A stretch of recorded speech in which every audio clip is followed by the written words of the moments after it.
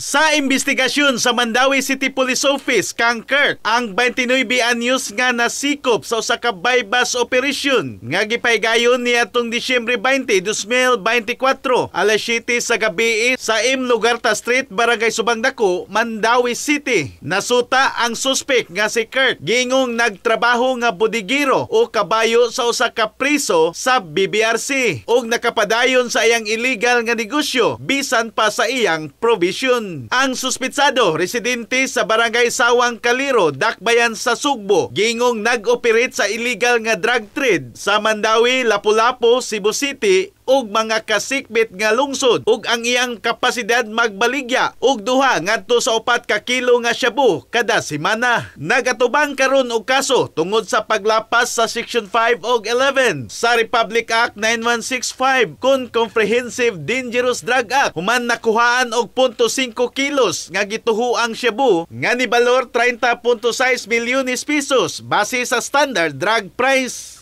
Ang operasyon gipanguluhan sa City Investigation Unit o City Drug Enforcement Unit sa tabang sa lain-laing law enforcement agencies. Matod ni Police Colonel Julius Sagandoy, City Director sa Mandawi City Police Office, padayon silang makigkoordinasyon sa uban pang mga law enforcement agencies aron mapugan ang paglapas sa balaod ug maprotektahan ang publiko gikan sa mga kadaot nga dulot sa illegal nga droga. In the heart of changing lives, ako si Brigada Alan Tangkawan sa 90.7 Brigada News FM Cebu, the Music and News Authority.